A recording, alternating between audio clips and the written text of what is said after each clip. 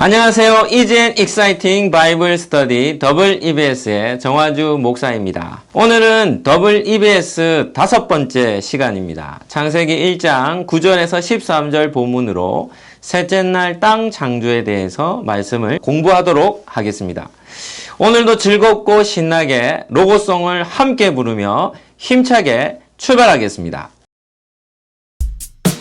성경이 어려울 땐 더블 EBS, 성경이 지루할 땐 더블 EBS. 창세기 1장 9절에서 13절 본문을 함께 읽겠습니다. 하나님이 이르시되 천하의 물이 한 곳으로 모이고 묻이 드러나라 하시니 그대로 되니라.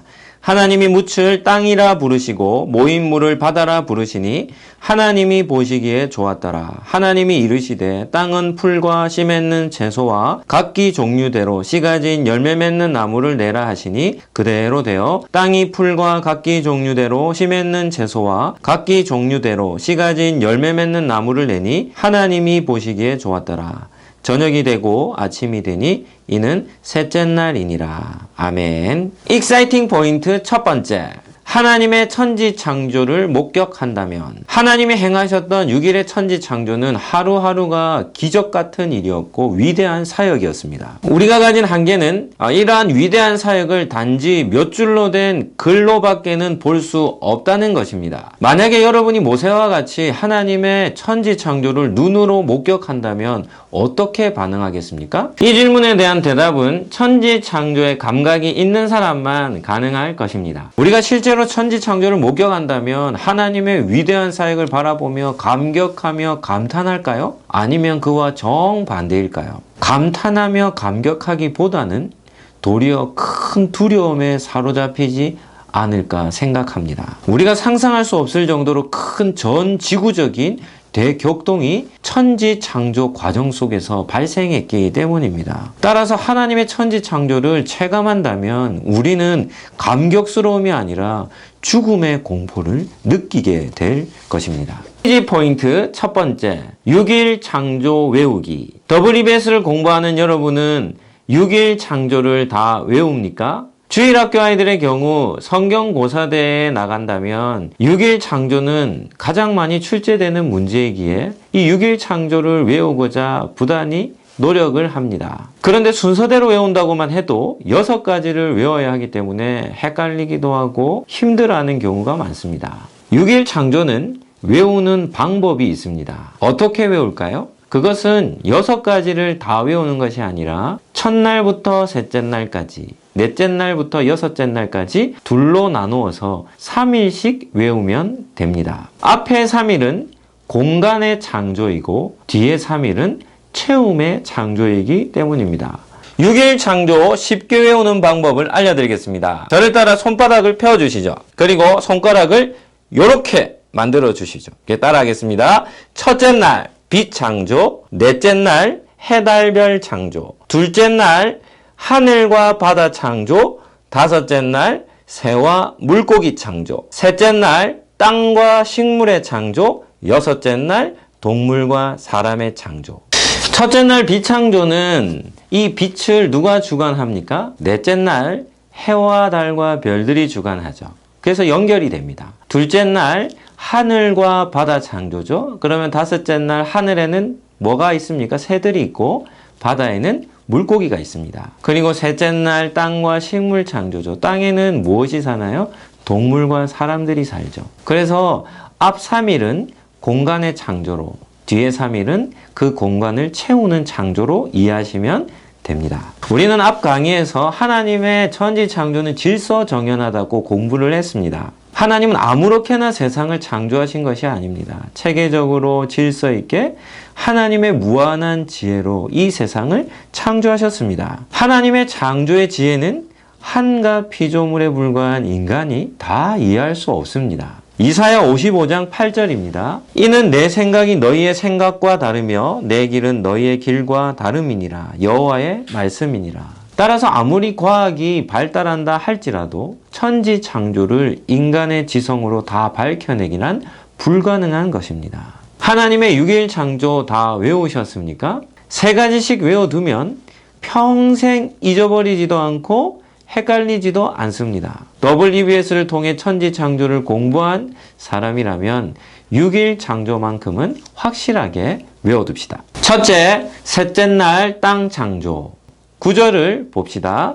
하나님이 이르시되 천하의 물이 한 곳으로 모이고 묻이 드러나라 하시니 그대로 되니라. 구절은 우리가 잘 이해해야 할 본문입니다. 구절에서 하나님은 어떤 명령을 내리셨습니까? 하나님은 하늘 아래에 있는 물에게는 한 곳으로 모이라고 하셨고, 물 아래 갇혀 있었던 땅에게는 물 밖으로 모습을 드러내라고 명령을 하셨습니다. 이 말씀 역시도 글로 보면 안 되고 눈으로 보아야 합니다. 이 한마디의 하나님의 말씀이 지구에 어떤 영향을 끼쳤을까요? 그것은 지구 역사상 전무후무한 전 지구적인 대지진을 발생시킨 것입니다. 지금 우리가 발로 디디고 있는 이 마른 땅은 원래는 바다 아래 감추어져 있었습니다. 그런데 하나님께서 셋째 날 물 아래에 있었던 땅을 향하여 물 밖으로 나오라고 명령을 하시자 그 모습을 드러낸 것입니다. 그랬더니 지금까지 고요했던 땅이 갑자기 지각 변동을 일으키며 땅이 찢어지는 소리, 부딪히는 소리를 내며 물 위로 치솟았습니다. 이때 발생했던 지진은 수평적 지진이 아니라 수직적 지진이었습니다. 하나님의 말씀 한마디에 물속에 감추어져 있었던 땅이 물 밖으로 모습을 드러냈는데 엄청나게 넓은 땅이 솟아오른 것입니다. 이것이 바로 셋째 날 땅의 창조입니다. 제가 강의를 시작하면서 6일 창조를 목격한다면 감격이 아니라 죽음의 공포를 느낄 것이다 라고 말한 이유가 여기에 있습니다. 셋째 날 지구에는 상상할 수 없을 정도로 거대한 지진이 발생했기 때문입니다. 셋째 날 발생한 전 지구적인 지진은 땅이 조금 흔들리고 마는 정도가 아니었습니다. 땅이 높이 솟아오르는 수직으로 활동하는 지진이 발생한 것입니다. 다행인 것은 셋째 날의 지구에는 어떤 생명체도 존재하지 않았다는 것이죠. 만약에 지구상에 생명체들이 존재했다면 죽음의 공포를 느꼈을 것이고 평생 잊혀지지 않는 트라우마를 갖게 되지 않았을까요? 그렇다면 솟아난 땅의 모습은 어떠했을까요? 지금 우리 눈에 보이는 땅의 모습이었습니다. 넓은 평지도 있었고 높은 산들도 생겨난 것입니다. 전 세계 땅의 크기로만 본다면 우리나라는 109위 정도 된다고 합니다. 북한과 통일이 된다면 88위 정도 된다고 합니다. 그러니까 땅의 크기가 큰 나라가 아닙니다. 그런데 이 작은 나라에 산이 몇 개가 있는지 아십니까? 4,400개가 넘는다고 합니다. 이러한 굴곡이 있는 땅의 모습은 전 세계에 다양하게 분포되어 있습니다. 이 말은 땅을 흔드는 지진의 강도가 지역마다 다 달랐다는 것을 뜻합니다. 둘째, 땅과 바다의 비율. 땅과 바다의 비율은 어떻게 될까요? 지구의 바다의 비율은 70.8% 차지합니다. 다시 말해 3분의 2가 바다요, 3분의 1이 땅입니다. 바다가 땅보다 훨씬 더 넓은 면적을 가지고 있습니다. 우주에서 지구를 촬영한 위성 사진을 보면 바다가 얼마나 넓은 면적을 차지하고 있는지를 쉽게 알 수 있습니다. 셋째, 지구상에 존재하는 물. 지구상에 존재하는 물에 대해서 잠깐 생각해 봅시다. 지구상에 존재하는 물은 둘로 나눌 수 있습니다. 하나는 바닷물이요, 하나는 민물입니다. 바닷물과 민물의 비율은 97% 대 3% 정도 됩니다. 이 3% 되는 민물에는 빙하가 포함되어 있습니다. 빙하가 민물의 70%를 차지합니다. 질문을 해보죠. 지구는 인류가 생활하기에 물이 풍족한 행성일까요? 물이 부족한 행성일까요? 지구는 물이 부족한 행성입니다. 이유는 바닷물은 식수가 될 수 없기 때문이죠. 지구에 존재하는 민물은 3%에 불과한데 그 중에 70%가 빙하라고 했습니다. 3% 민물의 30%, 다시 말해 지구 전체 물의 1%로 80억의 인구와 모든 생명체들이 살아가고 있는 것입니다. 따라서 물을 소중히 여겨야 합니다. 물이 없이는 어떤 생명체도 살아갈 수 없기 때문입니다. 익사이팅 포인트 두 번째, 바닷물은 왜 짤까요? 여러분은 이런 고민을 해본 적이 있습니까? 바다는 왜 이렇게 넓은가?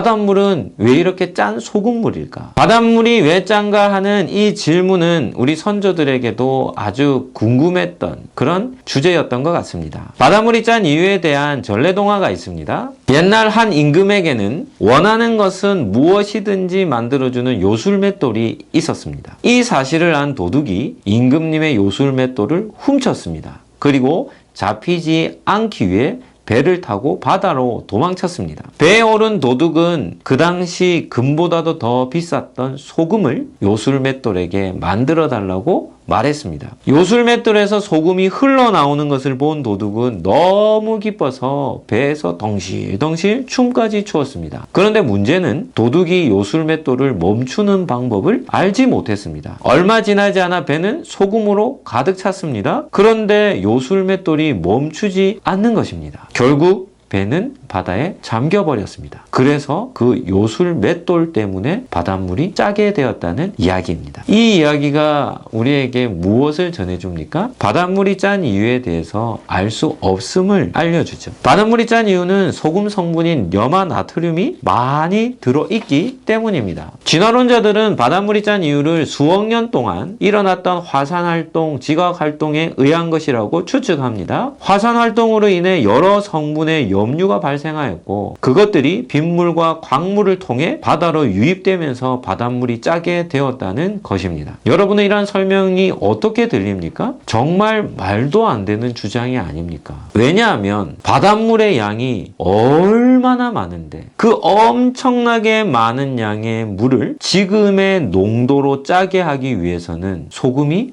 얼마나 필요할까요? 혹 지구가 소금으로만 되어 있는 행성이라면 가능할지도 모르겠습니다. 그리고 그들의 주장이 맞다면 시간이 지날수록 바다의 염분은 계속해서 높아져야 되지 않겠습니까? 이런 점을 고려해 볼 때 과학자들의 주장은 단지 추측에 불과한 것입니다. 문제는 우리도 정확하게 알지 못합니다. 성경에서 그 이유에 대해서 정확하게 설명하지 않기 때문입니다. 그러나 성경을 근거로 해서 추측을 해본다면 바닷물이 짠 것 이 또한 하나님께서 인류를 비롯한 모든 생명체들에게 주신 값진 선물이라는 것을 알 수 있습니다. 지구상에 존재하는 모든 피조물들은 모두 소금을 필요로 합니다. 적절한 염분을 섭취해야 정상적인 생활을 할 수 있습니다. 저는 무더운 8월에 군에 입대했습니다. 가장 더울 때 훈련소에서 생활했습니다. 논산훈련소에서의 8월은 정말 더웠습니다. 그래서 훈련 도중에 일사병으로 쓰러지는 경우들이 종종 발생했습니다. 한 번씩 부소대장들이 말통에 소금물을 가지고 왔습니다. 훈련병들에게 억지로 한 모금씩 먹였습니다. 땀을 너무 많이 흘리면 우리 몸에서 염분이 빠져나가 탈진하기 때문입니다. 이처럼 소금은 지구상의 모든 생명체들에게 없어서는 안 될 필수 성분입니다. 또한 우리가 잘 알다시피 소금은 모든 음식의 맛을 내는 필수 재료입니다. 6,000년이 넘는 기간 동안에 지구상에 살았던 인구의 수가 얼마나 될까요? 현재 지구에는 80억 명의 사람들이 살고 있습니다. 대충 100년에 70억 정도로만 계산을 해도 대략 4조 2천억 명이나 됩니다. 그렇게도 많은 사람들이 바다로부터 소금을 얻었지만 소금이 부족하지 않습니다. 이것은 하나님께서 우리에게 베풀어 주신 은혜가 얼마나 큰지를 깨닫게 만듭니다. 네 번째, 푸른 초목의 창조. 하나님은 땅을 창조하신 셋째 날 땅과 함께 푸른 초목들을 창조하셨습니다. 11절과 12절을 봅시다. 하나님이 이르시되 땅은 풀과 씨 맺는 채소와 각기 종류대로 씨 가진 열매 맺는 나무를 내라 하시니 그대로 되어 땅이 풀과 각기 종류대로 씨 맺는 채소와 각기 종류대로 씨 가진 열매 맺는 나무를 내니 하나님이 보시기에 좋았더라. 여러분은 초목들이 가지고 있는 아름다움을 아십니까? 저는 군 생활을 강원도 양구 땅에서 했습니다. 우리나라에서 가장 추운 곳입니다. 4월까지 내복을 입어야 하는 곳이죠. 겨울에는 나무들이 앙상한 가지만 남게 됩니다. 경계 건물을 설 때면 아무리 나무가 많아도 바닥이 훤히 다 보일 정도입니다. 그런데 4월에서 5월로 넘어가는 그 순간 한 달이 채 지나기 전에 강원도의 모든 산들이 순식간에 푸른색으로 완전히 탈바꿈했습니다. 눈앞에 보이는 산들이 순식간에 초록빛 옷으로 갈아입는 모습을 보면서 저는 깜짝 놀랐던 기억이 있습니다. 셋째 날 창조가 마치 이와 같지 않았을까요? 물속에 감춰져 있던 땅이 모습을 드러냈지만 그 땅에는 어떤 생명체도 존재하지 않았습니다. 그러나 하나님께서 땅을 향하여 풀과 각기 종류대로 씨 맺는 채소와 열매 맺는 나무를 내라는 명령을 하시자마자 순식간에 각기 다른 색과 모양을 가진 식물들과 나무들이 땅을 가득 채운 것입니다. 지구상에는 몸에 좋은 식물들과 채소들이 얼마나 많습니까? 각기 다른 맛과 영양소를 가진 열매들, 과일들도 얼마나 많은지 모릅니다. 이러한 다양한 식물들과 열매 맺는 나무들만 봐도 우리는 하나님께서 어떤 분이신지를 알 수 있습니다. 하나님은 우리를 위해 이 땅에 정말 많은 풍성한 먹거리를 허락해 주셨습니다. 우리는 평생 음식을 먹고 삽니다. 하루에 3끼 식사를 합니다. 그럼에도 평생을 먹어도 하나님께서 이 세상에 창조하신 식물과 채소, 과일과 열매들 다 먹어보지 못하고 죽음을 맞이합니다. 해외여행을 다녀본 사람이라면 누구든지 느꼈을 것입니다. 나라와 지역마다 그곳에서 자라는 특별한 채소와 과일이 있다는 것을. 이것이 바로 셋째 날 하나님께서 우리에게 베풀어 주신 선물들입니다. 우리가 하나님께 드리는 감사 기도 중에 정말 성경적인 감사 기도가 있습니다. 그것이 무엇일까요?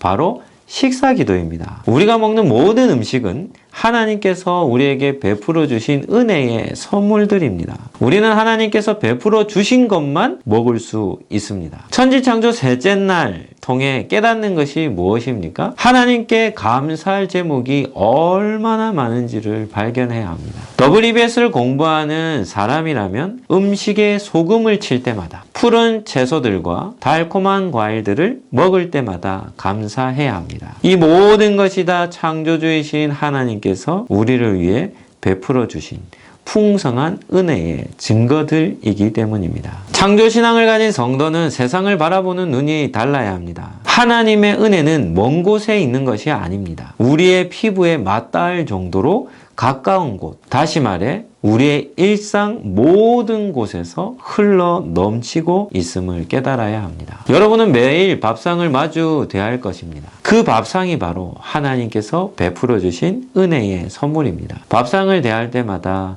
하나님께 감사하시기를 축복합니다. 시편 37편 3절입니다. 여호와를 의뢰하고 선을 행하라. 땅에 머무는 동안 그의 성실을 먹을거리로 삼을지어다. WBS를 공부하는 사람에게는 두 가지 양식이 있습니다. 하나는 음식이요, 다른 하나는 하나님의 성실하심입니다. 여러분은 음식만 먹지 말고 하나님의 성실하심도 매일 함께 먹으며 영육이 강건케 되길 예수님의 이름으로 축복합니다. WBS 5번째 시간, 창세기 1장 9절에서 13절, 셋째 날 땅 창조. 쉽고 흥미로웠습니까? 천지 창조를 공부하며 일상에서 놓치고 있었던 감사의 제목들 한 가지 한 가지씩 다 회복하시기를 예수님 이름으로 축복합니다. 앞으로도 계속해서 WBS와 함께 해주시기를 바라며 다음 시간에 만나겠습니다. 안녕히 계십시오.